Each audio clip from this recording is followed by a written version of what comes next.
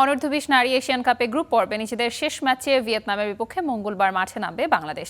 থাইল্যান্ডের নন্থাপুরিতে ম্যাচটি শুরু হবে বাংলাদেশ সময় সন্ধ্যা 7টায়। কোয়ার্টার ফাইনালে আশা বাঁচিয়ে রাখতে হলে এই ম্যাচে জয়ের কোনো বিকল্প নেই বাংলাদেশের।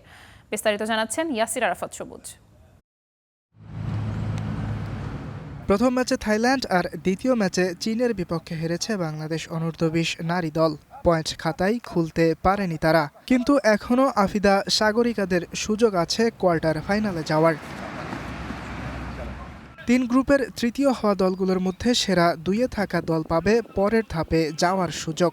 3 গ্রুপের 6 দল কোনো পয়েন্ট পায়নি, তাদের মধ্যে গোল ব্যবধানে এগিয়ে বাংলাদেশ। তাই নিজেদের শেষ ম্যাচে ভিয়েতনামের বিপক্ষে জয় পেলেই বাংলাদেশ পেতে পারে পরের রাউন্ডে যাওয়ার সুযোগ। আর এর জন্য নিজেদের সেরাটা নিংড়ে দিতে চায় বাংলাদেশ। আগামীকাল সেরাটা দিয়েই তারা দ্বিতীয় রাউন্ডে যাওয়ার চেষ্টা করবে, কারণ আমরা দ্বিতীয় রাউন্ডে যাওয়ার উইন করে যাওয়ার একটা পসিবিলিটি আমাদের আছে। সেই জন্য প্লেয়াররা উদ্বুদ্ধ যে তারা আগামীকাল ম্যাচটা উইন করবে ইনশাল্লাহ। প্লেয়ারদের মধ্যে বাড়তি কোনো প্রেশার নাই। প্লেয়ারদের আমরা বলেছি প্লেয়ারদের তারা তাদের নিজস্ব সেরাটা দেওয়ার জন্য। 2 ম্যাচ খেলে এ পর্যন্ত 5 গোল হজম করেছে বাংলার মেয়েরা, দিতে পেরেছে কেবল 2টি।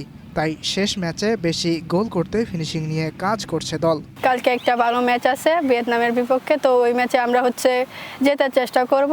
তো আমাদের কোচ যেভাবে বলবে খেলার জন্য আমরা সেইভাবে প্লে করব। প্রথমবারের মতো বয়সভিত্তিক এই প্রতিযোগিতার মূল পর্বে খেলছে বাংলাদেশ। ইয়াসির আরাফাত সবুজ, স্টার নিউজ।